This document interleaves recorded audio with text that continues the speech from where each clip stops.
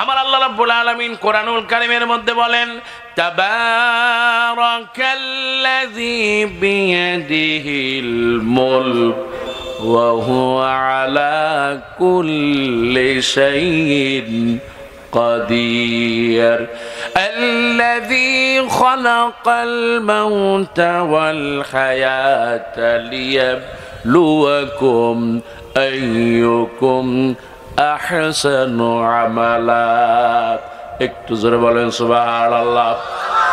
ও আমার ভাইরা, ও পর্দার আড়ালের ভাইরা, আল্লাহ নবী বিশ্ব নবী রাহমাতুল লিল আলামিন তিনি বলেন সূরাতুল মুলক, সুবহানাল্লাহ কোন আল্লাহ নবী বলেন কেউ যদি প্রতিদিন এই সূরাটা পড়ে ঘুমায়, বিশ্ব নবী বলেছেন, তাহলে তার রাতের ঘুমটা আরামদায়ক হবে, কোনো বদজিন তাকে স্পর্শ করবে না। এই সেই সূরা মুলক। বিশ্ব নবী বলেন এই পৃথিবীতে যে ব্যক্তি সূরা মুলক তেলাওয়াত করবে আল্লাহ রাব্বুল আলামিন তার কবর আযাব মাফ করে দিবেন, সুবহানাল্লাহ। বিশ্বনবী বলেন শুধু তাই না, আহারে ওই মানুষটা যদি জাহান্নামেও চলে যায়, এই সূরা মুলক তেলাওয়াত করার কারণে আল্লাহ রাব্বুল আলামিন জাহান্নাম থেকে এনে তাকে জান্নাতে পৌঁছায়া দিবেন। এই সূরা মুলকের মধ্যে আমার আল্লাহ পাক ঘোষণা দিলেন, ক্ষমতা হলো যার কাছে, তিনি কে? আল্লাহ পাক বলেন, তাবারাকাল্লাযী বিয়াদিহিল মুলক। বরকতময় হলেন আল্লাহ, যাই আল্লাহর হাতে সমস্ত ক্ষমতা। তার কারণ হলো ক্ষমতার একমাত্র মালিক, শুধুমাত্র মালিক কে? কিন্তু এই জমিনে আল্লাহ কিছু মানুষকে কিছু ক্ষমতা দেয়, তারা ওই সামান্য ক্ষমতা পেয়ে মানুষের উপরে এত জুলুম করে আর নির্যাতন করে, আল্লাহ সেই কারণে তাদেরকে জিল্লতি দিয়ে দেয়, ঠিক কিনা? আমার আল্লাহ রাব্বুল আলামিন বলেন তিনি হলেন বরকতময়, সব ক্ষমতার মালিক তিনি। আল্লাযী খালাকাল মাউতা ওয়াল হায়াত, এই আমাদের হায়াত সৃষ্টি করেছেন, আমাদের মওত সৃষ্টি করেছেন যেই আল্লাহ। আল্লাহ পাক বলেন এটা এই জন্য করেছি যাতে আমি দেখতে পারি তোমাদের মধ্যে কে বেশি ভালো আমল করতে পারে। দুনিয়ায় থাকবো না, দুনিয়ার থেকে চলে যাব, কোনো কিছু আপনার সাথে যাবে না। বিশ্বনবী বলেন কেউ যদি ভালো আমল করতে পারে ওই আমল চলে যাবে, সুবহানাল্লাহ কোন আমার আল্লাহ রাব্বুল আলামিন বলেন, ইন্নাল্লাযীনা আমানু ওয়া আমিলুস সালিহাতি কানাত লাহুম জান্নাতুল ফিরদাউসি নুজুলা। আল্লাহ বলেন নিশ্চয়ই যারা ঈমান এনেছে আর যারা কালেমা পড়ে নিয়েছে, যারাই বলে নিয়েছে লা ইলাহা ইল্লাল্লাহু মুহাম্মাদুর রাসূলুল্লাহ সাল্লাল্লাহু, এই কালেমা যে পড়ে নিয়েছে ওই যে একেবারে শেষে আমার বৃদ্ধ বাবাজি এই কালেমা যেদিন থেকে তিনি পড়েছেন, দুনিয়া আসার পর যেদিন থেকে বুঝলেন আমার রব আল্লাহ, ওই দিন থেকে তিনি নামাজ পড়েন, ওই দিন থেকে হালাল খান, হারাম থেকে দূরে থাকেন। আল্লাহ রাব্বুল আলামিন তার জন্য কোরআনে বর্ণনা করেন, ইন্নাল্লাযীনা ক্বালু রাব্বুনাল্লাহ সুম্মা ইসতাকামু, নিশ্চয়ই যারা বলে আমার রব আল্লাহ, সুবহানাল্লাহ কোন আমাদের সকলের রব কে? আমার আল্লাহ রাব্বুল আলামিন বলেন নিশ্চয়ই যারা বলবে আমার রব আল্লাহ, সুম্মা ইসতাকামু, তারপরে অবিচল থাকবে, আমার রব আল্লাহ বলবে, তারপরে তার উপরে ইস্তেকামত থাকবে, আল্লাহকে ভুলে যাবে না। আল্লাহ পাক বলেন তাতানাজ্জালু আলাইহিমুল মালাইকা, আল্লাহ পাক তাদের উপরে প্রয়োজনে ফেরেশতা দিয়া সাহায্য করবে। আমার ভাইয়েরা, আল্লাহ রাব্বুল আলামিন বলেন ইন্নাল্লাযীনা আমানু ওয়া আমিলুস সালিহাত, নিশ্চয় যারা ঈমান আনে যারা নেককার, যারা আল্লাহওয়ালা, আল্লাহ পাক বলেন নেক আমল করে, দিনে রাতে অন্ধকারে আধারে আলোতে নেক আমল করে, আল্লাহ রাব্বুল আলামিন বলেন আমি আমার ওই বান্দা বান্দির জন্য জান্নাতুল ফেরদাউস রেখে দিয়েছি। জান্নাত দেওয়ার মালিক কে? আমার ভাইয়ারা, যারা ঈমান আনবে, কালেমা পড়বে, তাদের উপরে বিপদ আসবে, মুসিবত আসবে। কথা কান ঠিক কিনা? আপনি যদি হক কথা বলতে চান তাহলে বিপদ আসবে। আপনি যদি মনে করেন বিপদ আসে নাই, তাহলে আপনি হকের উপরে নাই। আমার ভাইয়ারা, আল্লাহ নবী রাহমাতুল লিল আলামিন যুদ্ধের ময়দানে দন্দান মোবারক শহীদ হয়েছে, বিশ্বনবী রক্ত দিয়েছেন। কাজেই যেই আলেম বলে ইসলামে রক্ত দেওয়া যাবে না, মনে করতে হবে এইটা সরকারি মোল্লা। কতক্ষণ ঠিক কিনা? আলেম সমাজে তিন শ্রেণী। কয় শ্রেণী? এক হচ্ছে যারা যারা হকের পথে চলে, হক অনুযায়ী চলে, হকের জন্য নিজের জীবন লাগলে তাও দিয়ে দেয়। আছে না নাই? প্রয়োজনে জেলখানায় যায়, প্রয়োজনে ফাঁসিতে ঝোলে, কিন্তু জালেমের কাছে আপোষ করে না। কথা কান ঠিক কিনা?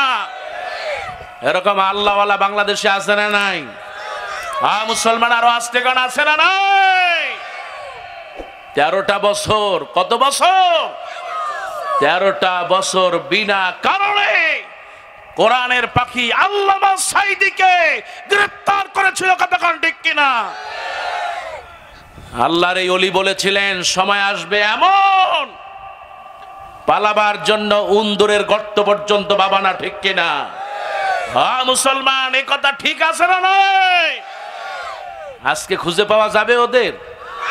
মুসলমান পাওয়া যাবে? তিনি বলেছিলেন আমরা হইলাম গোড়াবাদী, তোমরা হইলে আগাবাদী। আমরা হলো ইমানদার, তোমরা হলো মুশরিক। এই ইমানদারেরা, গোড়াবাদীরা এমন জোরে ঝাঁকা দেবে, মামুর বাড়ি দিল্লি গিয়ে পড়বা। ঠিক কিনা? সেই কথা বাস্তব হয়েছে না নাই? এই সে আল্লাহর ওলি। আহারে, ইমানের পাবন্দ এত ছিল তার, 13টা বছর জেলখানার ভিতরে কাটিয়েছেন। ইন্নাল্লাযীনা ক্বালু রাব্বুনাল্লাহ, নিশ্চয় যারা বলে আমার রব আল্লাহ, সুম্মাস্তাকামু, তারপরে আঁকড়ে ধরে আল্লাহু আকবার। এই বাংলাদেশে অনেক ইমাম আছে, আরে মসজিদে খুতবা দেয়, ইমাম সাহেব নিজে কি বলে তাও জানে না, আর মুসল্লিরা মসজিদের মধ্যে খুতবা দেওয়ার সময় ঘুমায়। আছে না নাই? এই সমাজে বুঝি নাই। অথচ আমার আল্লাহ পাক বলেন নিশ্চয়ই যারা তোমরা যারা কথা বলবে, হক কথা বলবে, কওলান সাদীদা ইউসলিহ লাকুম আমালাকুম ওয়া ইয়াগফির লাকুম যুনুবাকুম। আমার আল্লাহ পাক বলেন, ও খতিব সাহেব কথা বলবা, হক কথা বলবা, কিন্তু বাংলাদেশের মসজিদে অধিকাংশই হক কথা বলে না, কিন্তু এখন বলে আলহামদুলিল্লাহ। কোন এই কোরআনের পাখি 60টা বছর কোরআনের কথা বলেছেন, আলহামদুলিল্লাহ। কোন? তার কারণ হলো কোরআন দিয়ে যদি আপনি কথা বলতে পারেন, প্রত্যেকটা অক্ষরে অক্ষরে 10টা করে সওয়াব দিবেন কে? আহারে, 10টা অক্ষর যোগ হয়ে যাবে। আপনি যদি একবার বলেন বিসমিল্লাহির রহমানির রহিম, কিতাবের মধ্যে আসছে 19টা অক্ষর আছে, আল্লাহ রাব্বুল আলামিন সঙ্গে সঙ্গে আমলনামায়, ওই বৃদ্ধ বাবাজির আমলনামায় 190টা সওয়াব যোগ করে দেয়। আপনি যদি সূরা ইখলাস পড়েন, পারেন তো আপনারা? পড়েন সবাই। কুল হুয়াল্লাহু আহাদ আল্লাহুস সামাদ লাম ইয়ালিদ ওয়া লাম ইউলাদ ওয়া লাম ইয়াকুল লাহু কুফুয়ান আহাদ। একটু জোরে গান সুবহানাল্লাহ।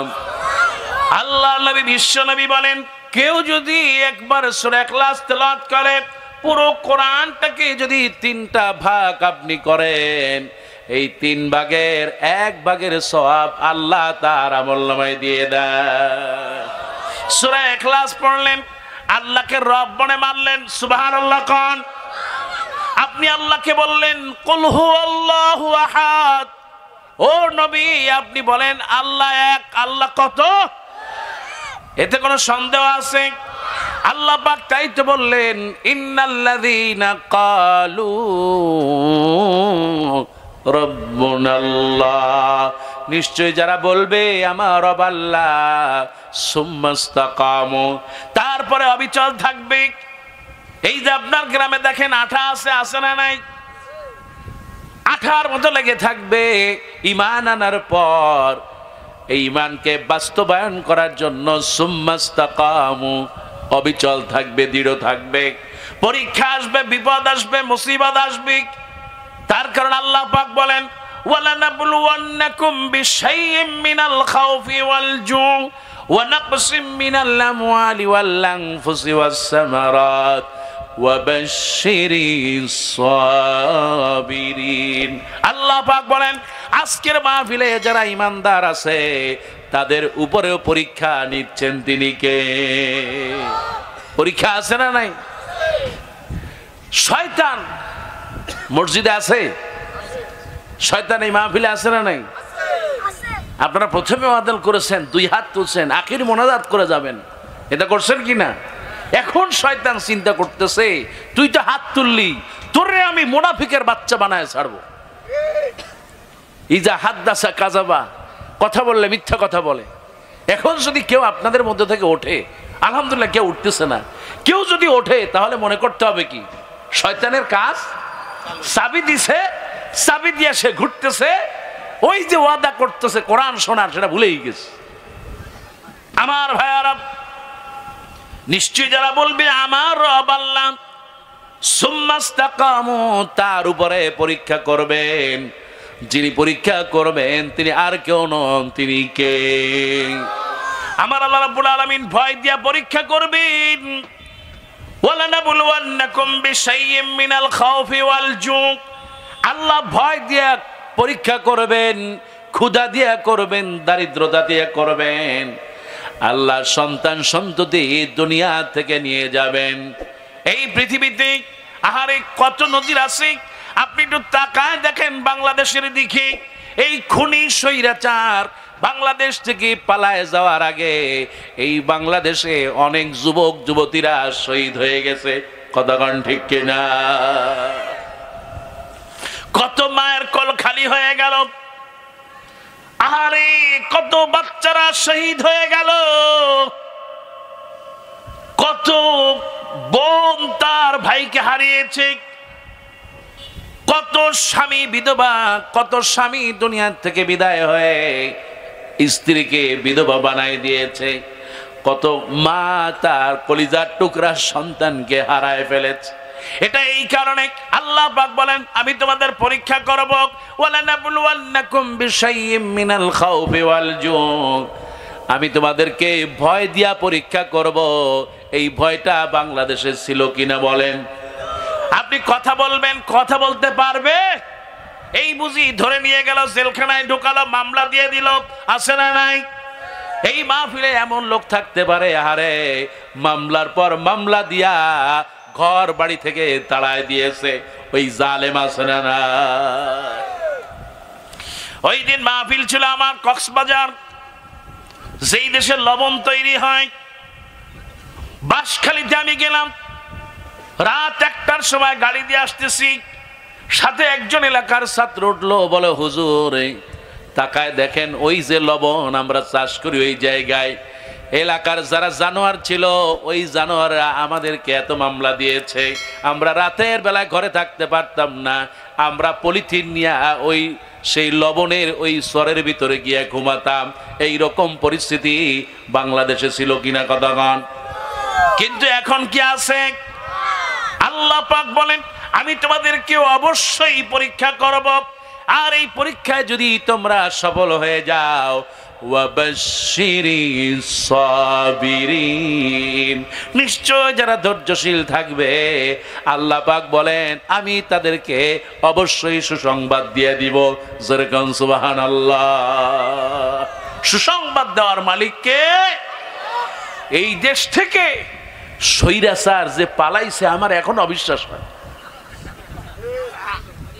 আপনাদের কি হয় আমি জানি না, ঘুম থেকে উঠলে মনে হয় যে না এখনো আস। বাংলাদেশের তো দূরে থাক, পৃথিবীর কেউ চিন্তা করতে পারে নাই যে এই ফেরাউন না মরা পর্যন্ত ক্ষমতা ছাড়বে। কতক্ষণ আর একটা আস্তে কর, ঠিক কিনা? আমি ফেরাউন কইলাম, আপনাদের কষ্ট লাগে নাই তো? আমি তো বলি শুধু ফেরাউন না, আপনার এই যে গ্লাস আছে না, গ্লাস মগ, এই গ্লাস, আপনি গ্লাসের মধ্যে একটা ফেরাউন ঢুকান, একটা নমরুদ ঢুকান, একটা কারুন ঢুকান, একটা আব্দুল্লাহ ইবনে উবাইরে ঢুকান, কয়টা হয়েছে? কয়টা হলো? এই সাইটটাকে এক জায়গায় ঢুকাইলে যা হয়, এই দেশের খুনি হাসিনা তার চাইতে বড় শয়তান। কতক্ষণ ঠিক কিনা? কয় হুজুর তা আবার কেমনে? আমি আপনাকে বুঝাই। ফেরাউনকে আমি নিজে মাপছি, নিজে দুইবার দেখছি। ফেরাউন তো ক্ষমতার জন্য মানুষ মেরেছিল, কিন্তু নিজ হাতে ফেরাউন জবাই দেয় নাই। খুনি হাসিনা নিজে জবাই দিয়েছে। কতক্ষণ ঠিক কিনা? শুধু তাই না, নমরুদ হযরত ইব্রাহিম আলাইহিস সালামকে আগুনের মধ্যে ফালায়া, শুধু ফালায় নাই, ফালানোর পরে বলছিল তোমার আগুনের মধ্যে শুধু ফালবো না, তোমাকে জিল্লতি আর লজ্জা দিয়ে দিব, তোমাকে কলঙ্ক লাগায় দিব। এই বাংলাদেশে অসংখ্য নেতাদেরকে মামলা দিয়া, যেই নেতারা বড় বড় নেতা ছিলেন তাদেরকে মামলা দিছে চুরির মামলা, ভ্যানিটি ব্যাগ ছিনতাই করার মামলা। কোরআনের পাখি আল্লামা সাইদি তাকে মামলা দিয়েছে ধর্ষণ মামলা। কতক্ষণ ঠিক কিনা? হায়রে মুসলমান, হায়রে ফেরাউন, হায়রে নমরুদ, হায়রে আব্দুল্লাহ ইবনে উবাইয়ের মতো মুনাফিক। কয় হুজুর মুনাফিক কইলে কেমনে? এই বাংলাদেশে আপনাদের মনে আছে নিশ্চয়ই, তসবি পড়া মাথায় পট্টি দিয়া তারপরে খুনি হাসিনায় ক্ষমতা আসছে। কতক্ষণ আর আসতে কর ঠিক কিনা? শুধু তাই না, ঢাকা বিশ্ববিদ্যালয়ের মনোগ্রাম থেকে ইকরা বিসমি রাব্বিকাল্লাযী কোরআনের আয়াত তারা মুছে ফেলেছিল। ঠিক কিনা? সলিমুল্লাহ মুসলিম হল থেকে মুসলিম মুছে ফেলেছে, কবি নজরুল ইসলাম কলেজ থেকে ইসলামকে মুছে ফেলেছে। তারা ইসলাম মুছেছে, কোরআন মুছেছে, তারা মুসলিম মুছেছিল। আল্লাহ পাক বলেন আমি তোর 14 গোষ্ঠী শুদ্ধ মুছে ফেলবো। কতক্ষণ ঠিক কিনা?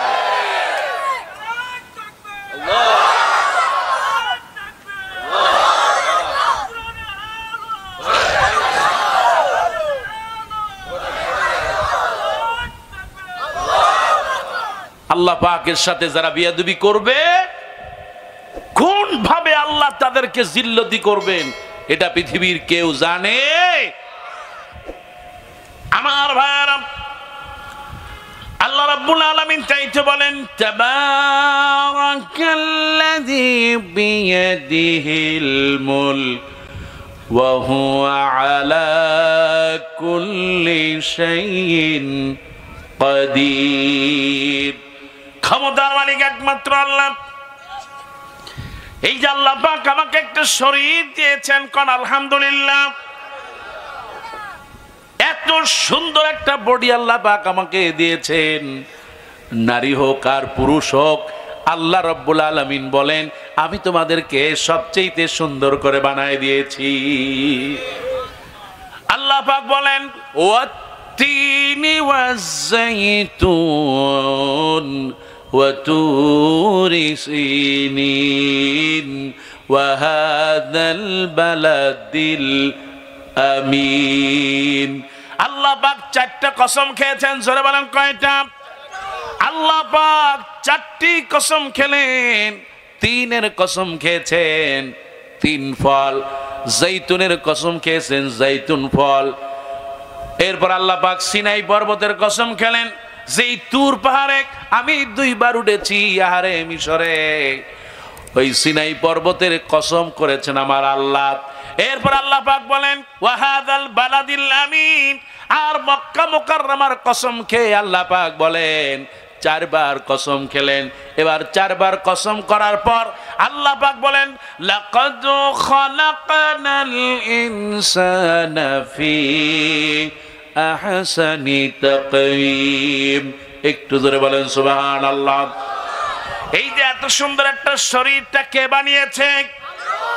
আহারে আমার শরীরের ভিতরে এটা একটা আলাদা পৃথিবী। আলহামদুলিল্লাহ কোন মানুষের একটা চোখ হলেও চলে যেত, কিন্তু আমার আল্লাহ চোখ দিলেন কয়টা? মানুষের যদি একটা কিডনি থাকতো তাও বেঁচে থাকে, কিন্তু আমার আল্লাহ রাব্বুল আলামিন 2টা কিডনি দিয়ে দিলেন। আমার মায়েদের জরায়ু থেকে আল্লাহ 2টা রাস্তা দিয়েছেন। একটা রাস্তা বন্ধ হয়ে গেলে আর একটা রাস্তা দিয়া সন্তান দেওয়ার মালিক কে? আমার আল্লাহ রাব্বুল আলামিন। এমনি করে আমার বডিতে যত প্রয়োজন আল্লাহ পাক বলেন বান্দারে আমি তোর প্রত্যেকটা প্রয়োজন আমি আল্লাহ নিজে পূরণ করে দিলাম। আমার একটা প্রয়োজন ছিল, আমাকে 2টা দিয়েছেন। আমাকে এই জন্য 2টা দিয়েছেন যাতে করে আল্লাহ বলে দিয়েছেন বান্দারে فبأي آلاء ربكما تكذبان।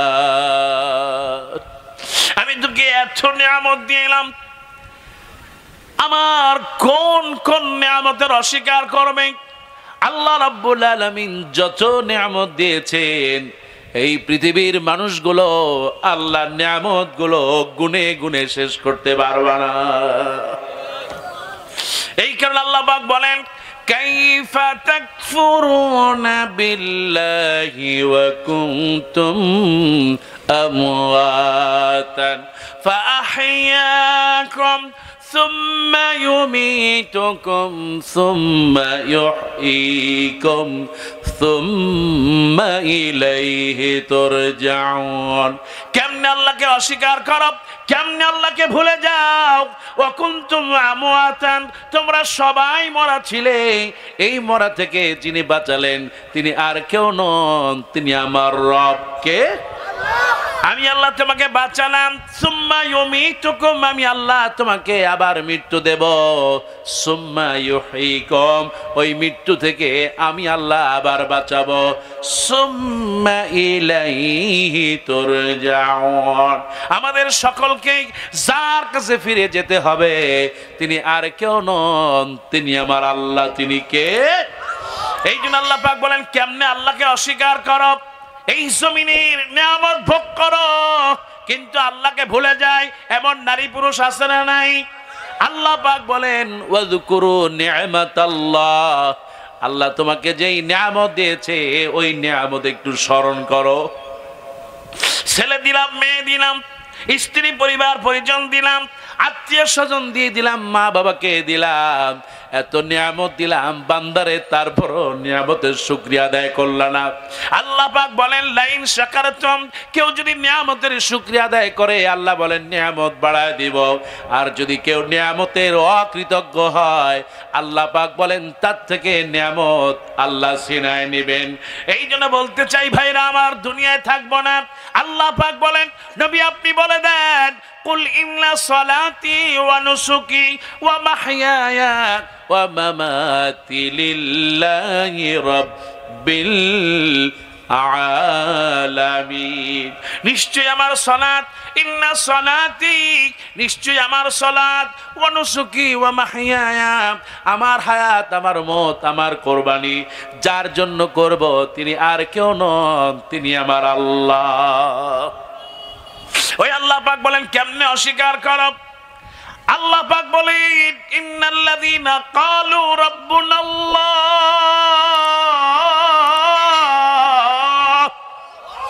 নিশ্চয় যারা বলবে আমার রব আল্লাহ, আমি আল্লাহ রাব্বুল আলামিন, তার উপরে বিপদ আসবে, মুসিবত আসবে, আবার ওই বিপদ মুসিবত থেকে বাঁচায় দিবেন তিনিও কে?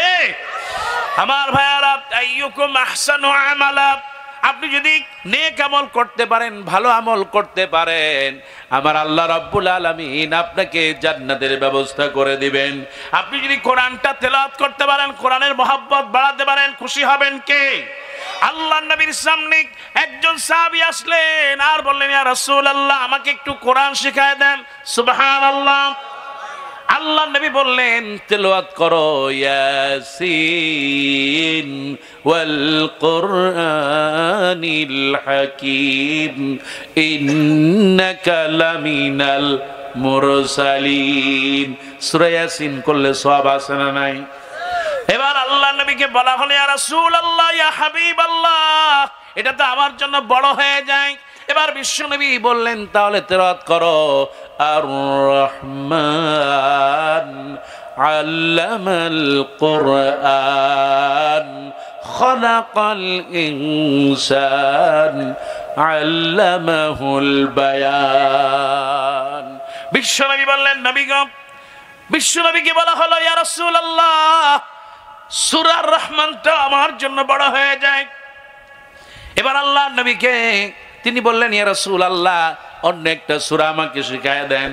এবার বিশ্বনবী বলেন, তাহলে তুমি পড়ো, সাব্বিহিসমা রাব্বিকাল আ'লা আল্লাযী খালাকা ফাসাওয়া ওয়াল্লাযী কদ্দারা ফাহাদা ওয়াল্লাযী আখরাজাল মারআ ফাজআলাহু গুসাআন আহওয়া। একটু জোরে কোন সুবহানাল্লাহ। আল্লাহ নবীকে বলা হলো, ইয়া রাসূলুল্লাহ, সূরা আলাটা আমার জন্য বড় হয়ে যায়। এরকম কিছু লোক আছে না নাই? মসজিদে আসলে কয়, হুজুর আমার একটা দোয়া শিখাই দেন। যখন বলে যে বড় দোয়া মাসুরা, কই আল্লাহ এটা তো অনেক বড় দোয়া, এটা সম্ভব না। কয় হুজুর আরেকটু দোয়া। তাহলে আপনি এক কাজ করেন, আয়াতুল কুরসি পড়েন। কই এটাও তো অনেক বড়। তাহলে কি বলেন? তাহলে সুবহানাল্লাহ, আলহামদুলিল্লাহ, লা ইলাহা ইল্লাল্লাহ, আল্লাহু আকবার, ওয়া লিল্লাহিল হামদ। কয় হুজুর এটা তো আরো বড়। তাই আপনি পড়বেনটা কি? কয় পড়েন সুবহানাল্লাহ, পড়, আলহামদুলিল্লাহ, যা পারেন তাই কোন সুবহানাল্লাহ। এরকম কিছু লোক আছে না নাই? একেবারে গ্রামের মানুষ। আপনারাও তো গ্রামের নাকি? এজন্য কি মন খারাপ? কোন আলহামদুলিল্লাহ। হ্যাঁ রে আল্লাহ, গ্রামে আছেন দেখি আলহামদুলিল্লাহ কইলেন না। আর একটু আসতে কর না আলহামদুলিল্লাহ।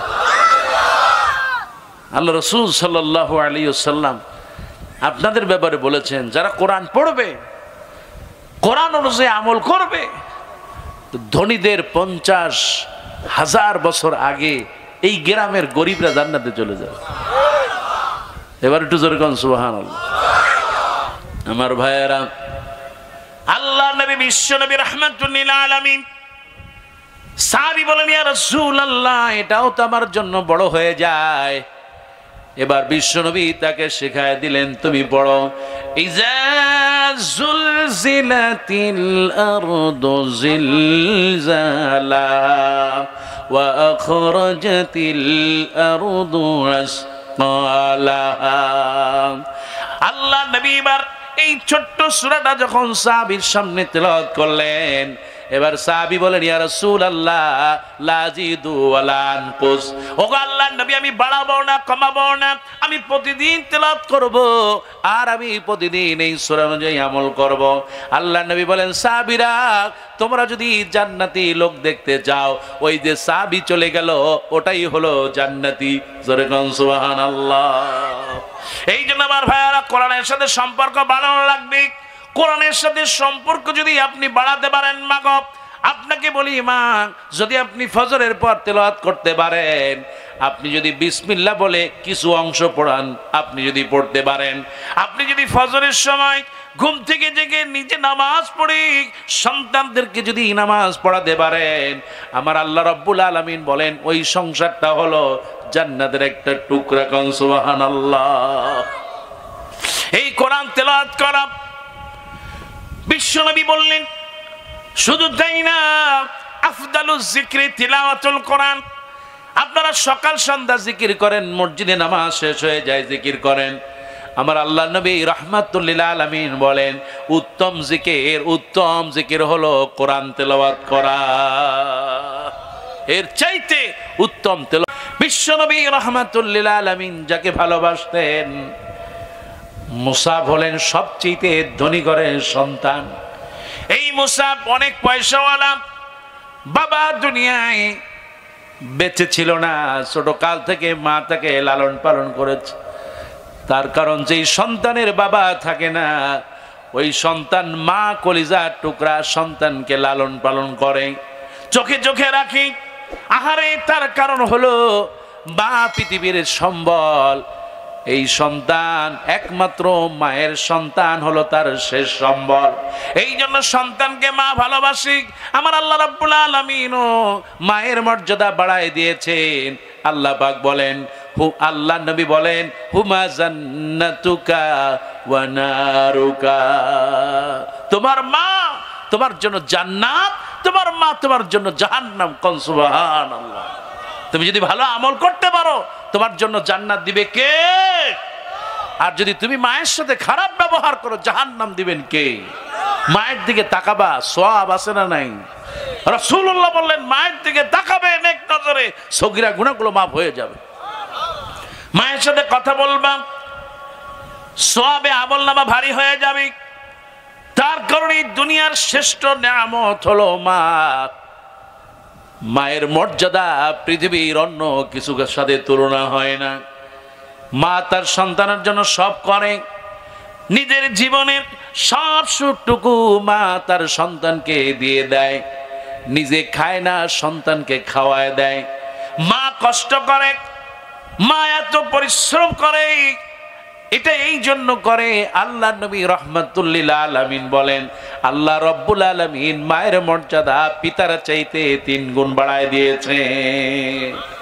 ও গো মা, তুমি এই ধরনীর শ্রেষ্ঠ নিয়ামত, তোমারই পদ তলে রয়েছে জান্নাত। ও গো মা, তুমি এই ধরনীর শ্রেষ্ঠ নিয়ামত, তোমারই পদ তলে রয়েছে জান্নাত। তোমারই পদ তলে রয়েছে জান্নাত। এই ধরনী থাকতো মাগো ফুল পাখিহীন, এই ধরনী থাকতো মাগো মায়া মমহীন, এই ধরনী থাকতো মাগো ফুল পাখিহীন, এই ধরনী থাকতো মাগো মায়া মমহীন। যদি না পেত তোমার, যদি না পেত তোমার মায়ারি হাত, যদি না পেত তোমার মায়ারি হাত। ও গো মা, তুমি এ ধরনীর শ্রেষ্ঠ নিয়ামত, তোমারই পদ তলে রয়েছে জান্নাত। তোমারই পদ তলে রয়েছে জান্নাত। লিল্লাহি তাকবীর। আল্লাহ যাদের মা আছে তার হায়াত বাড়ায় দাও বলি আমিন। যাদের মা বাপ দুনিয়ার থেকে বিদায় নিয়েছে, মা বাবার কবরটা জান্নাতের টুকরা বানায় দাও। আমার ভাইরা, হযরত মুসাব ইবনে উমার রাদিয়াল্লাহু তাআলা, এই সেই মুসাব, আল্লাহর রহমান রব্বুল আলামিন এত বেশি ভালোবাসতেন মুসাবকে, আল্লাহর নবী ভালোবাসতেন এই মুসাব। আহারে, ছোট্ট বালক ইসলাম কবুল করবেন, মায়ের কেন পারে না। কিন্তু আমার একটা সময় আসলো, হযরত মুসআব রাদিয়াল্লাহু তাআলা মায়ের কথা শুনলেন না, সোজাসুজি আল্লাহর নবীর কাছে গিয়ে বললেন, নবী গো আমাকে পড়ায় দেন লা ইলাহা ইল্লাল্লাহু মুহাম্মাদুর রাসূলুল্লাহ সাল্লাল্লাহু। ভরা কিশোর যুবক মা সন্তানকে বলল, কি ব্যাপার, শুনলাম তুমি ইসলাম কবুল করেছো। বলে, হ্যাঁ মা। বলে, তুমি ইসলাম কবুল করেছো, অথচ আমি তোমাকে ছোটবেলা থেকে তোমাকে লালন পালন বড় করতেছি এই জন্য যদি তুমি তোমার মা বাবার মুখে চুনকালি দিবা। ইসলাম কবুল করেছো ভালো কথা, আমার ঘরে থাকতে পারবা না, টাকা পয়সা যা তোমার বাবা রেখে গিয়েছে, তুমি মক্কার সবচেয়ে ধনী ঘরের সন্তান, দৈনিক একটা করে নতুন জামা গায়ে দিত এই সেই মুসাব, দামিয়াত ব্যবহার করতেই সেই মুসাব। একটা ধনী ঘরের সন্তান হওয়ার পরেও ঈমান আনার কারণে মা তাকে 2 হাত বেঁধে রেখেছে বাড়ির সামনে গাছের সাথে। এবার মা 1 দিন নয় 2 দিন নয়, একটা সপ্তাহ যাবত মা তাকে খাবার দেয় না। মুসাব শুকায় গেছে, কঙ্কালের মতো চেহারা। এবার মা দেখতেছে, আরে আমার সন্তানটা তো না খেয়ে মারাই যাবে।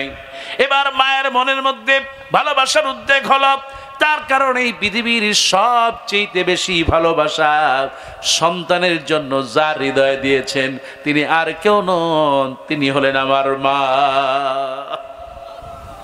গভীর রাতে বাচ্চা শিশু আহারে ঘুমিয়ে আছে, বাচ্চার ক্ষুধা লেগে যায়, কেউ জানে না, কিন্তু মায়ের মনে খবর হয়ে যায়। সুবহানাল্লাহ খান। সন্তান পড়ে আছে, জ্বর হলো কিনা, ঠান্ডা লাগলো কিনা, দুনিয়ার কেউ খবর নেয় না, কিন্তু মা সারাক্ষণ সন্তানের জন্য ব্যাকুল হয়ে যায়। ও আমার ভাইয়েরা মায়েরা, এই মুসাব রাদিয়াল্লাহু তাআলা আনহুর মা চিন্তা করলেন, একটা সপ্তাহ ধরে আমার সন্তান কিছুই খায় নাই, কিছুই তারে আমি দেই নাই, কিন্তু আমার কলিজার টুকরা সন্তান তো কোনো খারাপ জায়গায় যায় নাই। এবার তিনি পরীক্ষা শেষ হয়ে গেল, নিজে গোসল করে আসলেন আর সন্তানকে বললেন, মুসাব রে আমার ভুল হয়ে গেছে, বাবারে তুই তো কোনো খারাপ জায়গায় যাস নাই, আমি শুদ্ধা তোর নবীর কাছে নিয়ে যা আর আমাকে পড়ায় দে লা ইলাহা ইল্লাল্লাহু মুহাম্মাদুর রাসূলুল্লাহ সাল্লাল্লাহু। আল্লাহ নবীর কাছে চলে গেলেন হযরত মুসাব। বিশ্বনবী বললেন, মুসাব রে মদিনায় চলে যাও। মদিনায় সর্বপ্রথম সফর করলেন এই সেই মুসাব। মদিনায় সর্বপ্রথম যিনি আজান দিলেন তিনি হলেন এই মুসাব। মদিনায় সর্বপ্রথম যিনি ইসলামের দাওয়াত দিলেন তিনি হলেন এই মুসাব। মদিনায় সর্বপ্রথম যিনি ইকামত দিলেন তিনি এই মুসাব। মদিনায় সর্বপ্রথম যিনি ইমামতি করলেন তিনি হলেন এই মুসাব। মদিনায় সর্বপ্রথম ইসলামের জন্য রাষ্ট্রদূত যিনি গেলেন তিনি আর কেউ নন, তিনি হলেন এই মুসাব। আপনারা জানেন একজন সাহাবী 70টা তালি দিয়ে জামা গায়ে দিত, ঠিক কিনা? এই সাহাবী আর কেউ নন, ইনি হলেন সেই সাহাবী যিনি প্রতিদিন একটা করে জামা গায়ে দেওয়ার পরেও শেষ জীবনে 70টা তালি দিয়া জামা গায়ে দিত, তিনি আর কেউ নন, তিনি হযরতে মুসা। বিশ্বনবী মদিনায় চলে গেলেন, জিহাদের ডাক আসলো। আল্লাহ নবী বললেন, ও সাহাবীরা মুসাব কোথায়? হযরত মুসাব বলেন, লাব্বাইক ওয়া সা'দাইক ইয়া রাসূলুল্লাহ। ও আল্লাহর নবী হাজির হয়ে গেছে। আল্লাহ নবী বললেন, মুসাব রে আজকে কালেমার পতাকা আমি আল্লাহর নবী তোমার হাতে তুলে দিলাম। মুসাব তোমার পরীক্ষা আসবে, জীবন নাশের হুমকি আসবে, যত বিপদ মুসিবত আসবে কালেমার পতাকা নিচে ফেলবা না। ঈমান কারে বলে একটু খেয়াল করেন আমার ভাইয়েরা। আল্লাহ নবীর সাহাবী হযরত মুসআব রাদিয়াল্লাহু তাআলা কালেমার পতাকা উঁচু করে সামনের দিকে চলতেছেন। অনেক দূরে যাওয়ার পর একটা তরবারির আঘাত মুসআবের ডান হাতে লেগে যায়। আল্লাহ নবীর সাহাবী মুসআব কালেমার পতাকা ছাড়লেন না। হযরত মুসআব রাদিয়াল্লাহু তাআলা কালেমার পতাকা বাম হাতে নিয়ে উঁচু করে ধরলেন, কালেমার পতাকা ছাড়লেন না। এবার আর কত দূর বাম হাত ধরে সামনের দিকে চললেন, ডান হাত কেটে গিয়েছে, রক্ত বেয়ে বেয়ে পড়তেছে। ডান হাতের দিকে তাকালেন না, বাম হাত উঁচু করে সামনের দিকে তাকালেন। আর কত দূর যাওয়ার পর বাম হাতটার উপরেও আবার আঘাত আসলো। আল্লাহ নবীর সাহাবী মুসাব কালেমার পতাকা ছাড়লেন না, সামনের দিকে যাচ্ছেন। কেমনে গেলেন? কালেমার পতাকা কোথায়? ডান হাত কাটা, বাম হাত কাটা। বাম হাত যখন কেটে গিয়েছে, আল্লাহ নবীর সাহাবী কালেমার পতাকা জমিনে পড়তে না দিয়া 2 দাঁত দিয়া কামড়ায়া কালেমার পতাকা উঁচু করে রেখেছে। সামনের দিকে চলতেছে হযরতে মুসা। দাঁত দিয়ে কামড়ানো কালেমার পতাকার সামনে তার বড় যায়, জালিমের কাছে মাথা নত করে নাই, ঠিক কিনা? হযরতে মুসাব সামনের দিকে চলতেছেন, হঠাৎ করে পিছন দিক থেকে একটা তরবারির আঘাত আসলো তার কল্লার উপরে। বেশিক্ষণ আর দাঁড়াতে পারলেন না, বসে পড়লেন। এবার পাশের সাহাবী যিনি আছেন বললেন, সাহাবী আমি মনে হয় বেশিক্ষণ আর বাঁচবো না। ডান হাত কেটে গিয়েছে, বাম হাত কেটে গিয়েছে, আমার কল্লার উপরে কাঁধের উপরে আঘাত লেগেছে, আমি মনে হয় বেশিক্ষণ আর বাঁচবো না। কিন্তু আমি যদি নাও থাকি, আল্লাহর নবী যদি বেঁচে থাকে বলবা।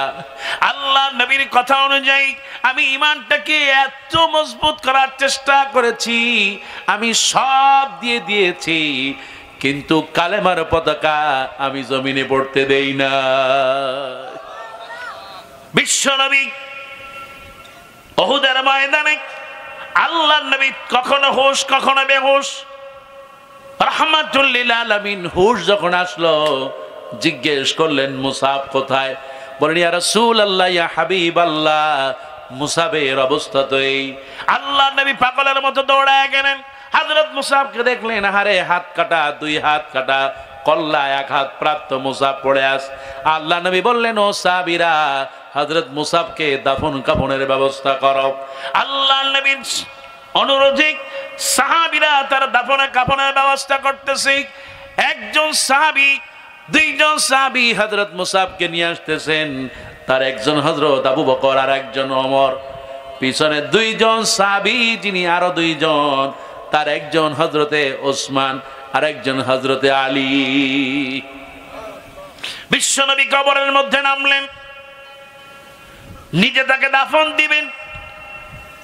এবার সাহাবীদেরকে বলল, সাহাবীরা তোমরা তোমার ভাইয়ের সাথে আদব করো, মুহাব্বতের সাথে তারে নিয়ে আসো। হযরত মুসাব রাদিয়াল্লাহু তাআলা আনহুকে যখন আল্লাহর নবী বললেন, আমার কাছে দাও, আমি কবরে রেখে দেই, সাহাবীরা বললেন, ইয়া রাসূলুল্লাহ, কেমনি আপনি মুসাবকে দাফন করবেন?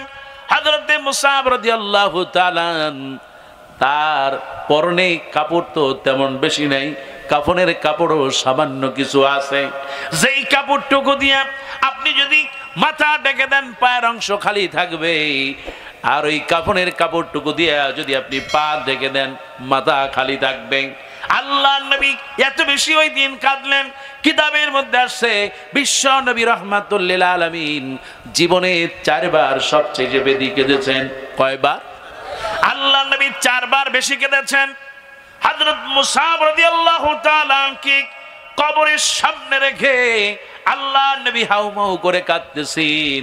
আহারে, এই কি সেই মুসাব, যেই মুসাব দৈনিক একটা করে নতুন জামা গায়ে দিয়েছে, ঈমান আনার কারণে আজকে সে কাফনের কাপড়টুকু পায় না। আল্লাহর নবী আবার কেঁদেছেন। আর একদিন আল্লাহর নবীর স্ত্রী হযরতে খাদিজা রাদিয়াল্লাহু তাআলা আল্লাহর নবীকে বেশি ভালোবাসতেন আর মহব্বত করতেন। মা খাদিজা যতদিন বেঁচে ছিলেন আল্লাহর নবী দ্বিতীয় আর কোনো বিবাহ করে নাই। কিতাবের মধ্যে আসছে, আল্লাহর নবীর আগে যদি, খাদিজার আগে যদি বিশ্ব নবী ইন্তেকাল করতেন, আল্লাহর নবী বলেন, আমি জীবনে কোনোদিন বিয়ে করতাম না। এত মহব্বত আর ভালোবাসতেন খাদিজা, সুবহানাল্লাহ। এত বেশি ভালোবাসতেন খাদিজা। আপনি যদি মদিনায় যান দেখতে পাবেন, যেই জায়গাতে কোরআন নাজিল হয়েছে গারে হেরা, আপনি যদি দেখবেন ওই জায়গায় প্রতিদিন খাবার নিয়ে যেতেন আল্লাহ নবীর স্ত্রী হযরতে খাদিজা।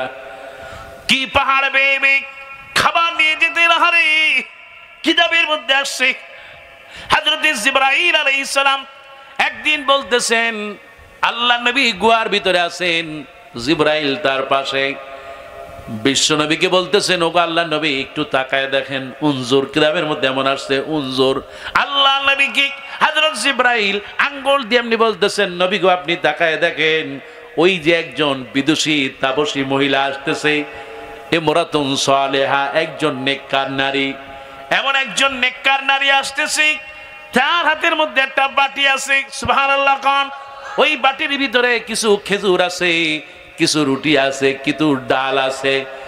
ওই রমণী, ওই আল্লাহওয়ালা মহিলা যখন আপনার কাছে আসবে, আপনি বিশ্ব নবী তাকে সালাম দিবেন, স্বয়ং আল্লাহ তাকে ওই খাদিজাকে সালাম জানিয়েছে। হযরত জিবরাইল বলেন, ইয়া রাসূলুল্লাহ, ইয়া হাবিবাল্লাহ, আমি আমার জীবনে আপনার কাছে শুধু নয়, যত নবীদের কাছে এসেছি, ওগো আল্লাহর নবী, আমি এইরকম খাদিজার মতো আল্লাহওয়ালা আর স্বামী ভক্ত আর কাউকে পাই নাই।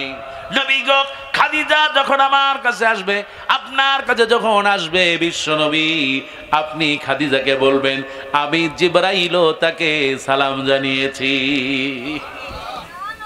এই সেই খাদিজা আল্লাহর নবীকে এত ভালোবাসতেন আর মহব্বত করতেন। মাঝে মধ্যে আল্লাহর নবীকে খাদিজা গোসল করায় দিতেন, মা খাদিজা গোসল করায় দিতেন।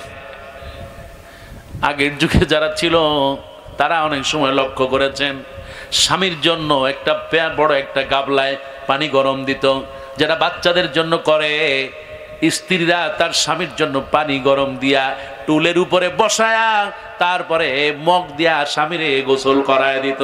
কথা কন আছে না? এখন কি পাওয়া যায়? আল্লাহ নবীর স্ত্রী খাদিজা রাদিয়াল্লাহু তাআলা আনহা বিশ্ব নবীকে গোসল করায় দিচ্ছেন। টুলের উপরে যখন বসালেন, আল্লাহ নবী লক্ষ্য করতেছেন খাদিজা যখন মাথার থেকে পানি ঝরাচ্ছে, মগ দিয়া যখন পানি ছেড়ে দিচ্ছে, পানির সঙ্গে রক্ত বের হয়ে যায়। এবার বিশ্ব নবী দাঁড়ালেন, বললেন খাদিজা কি হয়েছে, রক্ত বেরিয়ে যাচ্ছে কিসের?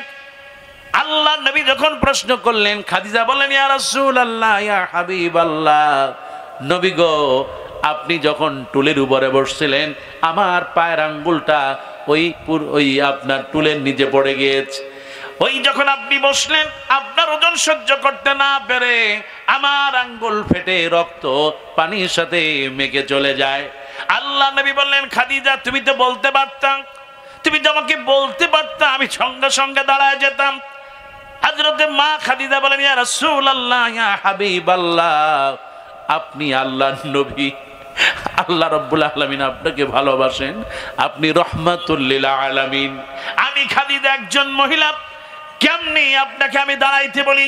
শুধু আঙ্গুল ফেটে নয়, আমার কলিজাটাও যদি ফেটে যেত, আমি খাদিজা কোনোদিন আপনাকে দাঁড়াতে বলতে পারতাম না। এত মহব্বত করতেন, ভালোবাসতেন। এই খাদিজা দুনিয়ার থেকে যখন চলে যাবে, আল্লাহ নবী তার দিকে তাকালেন, বিশ্ব নবী রাহমাতুল লিল আলামিন খাদিজার হাতটা ধরলেন। ও আল্লাহর নবী দুনিয়ার থেকে চলে যাচ্ছে। আল্লাহর নবী কাঁদতেছেন, মা খাদিজাও কাঁদে। কি ব্যাপার, কাঁদেন কেন আল্লাহর নবী? ওরে খাদিজা, কিছুই তো দিতে পারলাম না, এমনকি গায়ে একটা ভালো কাপড় আমি দিতে পারলাম না, আমি এবার একজন তোমার স্বামী। মা খাদিজা কাঁদতেছেন আর বলতেছেন, ইয়া রাসূলুল্লাহ, আপনি কাঁদবেন না। ও আল্লাহর নবী, ও আল্লাহর নবী, আপনি শুধু আমার কাপড়টার দিকে তাকালেন, আপনি কি একটু তাকাবেন না? আমার যে মেয়ের জামাই হযরতে আলী রাদিয়াল্লাহু তাআলা, এই পৃথিবীতে এমন জামাই আর হয়? আলীর মধ্যে এমন জামাই আর হবে না। ও আল্লাহর নবী, আপনি শুধু আমার জামাটাই দেখলেন, ছেঁড়া জামা, কিছুই দিতে পারেন নাই, আফসোস করবেন না। ও আল্লাহর নবী, আপনি একটু তাকায় দেখেন আমার মেয়ে ফাতেমার দিকে। জান্নাতের সমস্ত নারীদের সর্দারিনী হলেন ফাতেমা। ও আল্লাহর নবী, আমার ফাতেমার মতো মেয়ে এই জমিনে আর খুঁজে পাওয়া যাবে না। এবার বিশ্ব নবীকে মা খাদিজা বললেন, ও আল্লাহর নবী, আপনি তো জীবনে অনেক কিছুই আমাকে দিয়েছেন, ভালোবাসা, মহব্বত, এমনকি আমার মেয়ে ফাতেমা দুইটা সন্তান হাসান আর হোসাইন, এই দুইটা কলিজার টুকরা নাতির মতো নাতি আর এই পৃথিবীতে না। এর চেয়ে সুন্দর আর কেউ থাকতে পারে? এবার বিশ্ব নবীকে বললেন, ও আল্লাহর নবী, আপনি হতাশ হবেন না, কারণ স্ত্রীকে যদি স্বামী কিছু দিতে না পারে মন খারাপ হয়ে যায়। এই রকম স্বামী আছে না নাই? স্ত্রীকে দিতে না পারলে নিজের একটু কষ্ট মনে হয়, আল্লাহ নবীরও কষ্ট মনে হয়েছে। দুনিয়া থেকে খাদিজা চলে যাবে, গায়ের জামাটা ছেঁড়া। এবার আল্লাহ নবীকে খাদিজা বললেন, ইয়া রাসূলুল্লাহ, ইয়া হাবিবাল্লাহ, এই পৃথিবীতে আল্লাহ রাব্বুল আলামিন শ্রেষ্ঠ নবী পাঠিয়েছেন, আর শ্রেষ্ঠ নবী মুহাম্মাদুর রাসূলুল্লাহ সাল্লাল্লাহু আলাইহি ওয়াসাল্লাম আমার স্বামী, এর চাইতে বড় উপহার আর পৃথিবীতে নাই। হযরত খাদিজা কাঁদেন, আল্লাহ নবী কাঁদতেছেন। বিশ্ব নবীর হাতটা খাদিজা ধরলেন, ইয়া রাসূলুল্লাহ, জীবনে আপনার কাছে তেমন কিছুই আমি চাই নাই, আপনি আমার সব প্রয়োজন মিটাই দিয়েছেন, কিন্তু আল্লাহ নবী গো, আজকে আপনাকে আমি একটা অনুরোধ করে যাই, আমি বেশিক্ষণ থাকবো না, কবরে আমার সাথে সওয়াল জবাব হবে, ফেরেশতারা আমাকে জিজ্ঞেস করবেন, আমি কি জবাব দেব আমি তো জানি না। ওগো আল্লাহর নবী, সবাই যখন আমাকে ছেড়ে চলে যাবে, আপনি আমার স্বামী, আমার সওয়াল জবাব শেষ না হওয়া পর্যন্ত যাবেন না। আল্লাহ নবী বললেন, ওরে খাদিজা, এই পৃথিবীতে আল্লাহ রাব্বুল আলামিন সর্বপ্রথম যেই চারজনকে জান্নাতে নেবে, তার মধ্যে তুমি একজন, হযরতে খাদিজা। খাদিজা, তুমি চিন্তা করো না, তোমার সওয়াল জবাব শেষ না হওয়া পর্যন্ত আমি নবী কবর থেকে যাব না। সুবহানাল্লাহ। এই সেই খাদিজা, আল্লাহ নবীর সামনে একটা হার আসলো, গলার হার একটা আসছে, বিশ্ব নবী রাহমাতুল্লিল আলামিন হারটা দেখে কাঁদতেছেন, ঝরঝর অজর দ্বারায় চোখ থেকে পানি পড়তেছে। সাহাবীরা বলেন, ইয়া রাসূলুল্লাহ, ইয়া হাবিবাল্লাহ, আপনাকে তো জীবনে কোনোদিন সম্পদ টাকা পয়সার জন্য কাঁদতে দেখি নাই, আজকে কেন একটা গলার হার দেখে আপনি কাঁদতেছেন? বিশ্বনবী বললেন, সাহাবীরা, তোমরা বুঝতে পারো নাই, এই যে গলার হার, এই গলার হারটা সাধারণ কোনো গলার হার নয়, আমার প্রাণপ্রিয় স্ত্রী এই গলার হারটা দেখার সঙ্গে সঙ্গে আজ থেকে 25 বছর আগের খাদিজার সাথে স্মৃতিগুলো মনে পড়ে গেল। আল্লাহ নবী কেঁদেছেন 2 বার। বিশ্ব নবী রাহমাতুল্লিল আলামিন এবার সাহাবীদেরকে বলেন, ও সাহাবীরা, হযরতে মুসাব ইবনে লাশটা আমার কাছে দাও। আল্লাহ নবী লাশটা রাখলেন, লাশটাকে রেখে কাফনের কাপড়টুকু দিয়া মাথার অংশ ঢেকে দিলেন, আর পায়ের যতটুকু খালি ছিল আল্লাহ রাব্বুল আলামিনের হাবিব মরুভূমির ঘাস দিয়া, কাটা যুক্ত ঘাস দিয়া ওই মুসাবকে জান্নাতে পাঠায় দিলেন। কোন সুবহানাল্লাহ। মজবুত ঈমান ছাড়া জান্নাতে যাওয়া যাবে? আমার ভাইরা, তাই তো আল্লাহ পাক বলেন, তাবারাকাল্লাযী বিয়াদিহিল মুলক ওয়া হুয়া আলা কুল্লি শাইইন কাদির। সমস্ত ক্ষমতা একমাত্র যার, তিনি কে? আর আল্লাহ পাক আমাদের হায়াত এবং মওত এই জন্য বানিয়েছেন যারা আমরা আমল করতে পারি। ওরে আমার যুবকেরা শোনো, এই পৃথিবীতে আমরা এসেছি, দুনিয়ায় থাকবো না, দুনিয়ার থেকে চলে যাব। যারা নেক আমল করবে আল্লাহ রাব্বুল আলামিন তার নেক আমল অনুযায়ী তার ফয়সালা দিবেন। আল্লাহ রাব্বুল আলামিন কোরআনুল কারীমের মধ্যে বলেন, সূরা সাফের মধ্যে, ইয়া আইয়ুহাল্লাযীনা আমানু হাল আদুল্লুকুম আলা তিজারাতিন তুনজিকুম মিন আযাবিন আলীম তুমিনুনা বিল্লাহি ওয়া রাসূলিহি ওয়া তুজাহিদুনা ফি সাবিলিল্লাহ। আল্লাহ পাক বলেন, তোমরা কি আমার সাথে একটা ব্যবসা করতে চাও? আমি কি ব্যবসা বলবো না? সেই ব্যবসাটা হলো, তোমরা যদি ঈমান আনো আল্লাহর প্রতি, রাসূলের প্রতি, আর যদি আল্লাহর রাস্তায় সংগ্রাম করো, জাহান্নামের আযাব থেকে বাঁচাই দিবেন কে? আর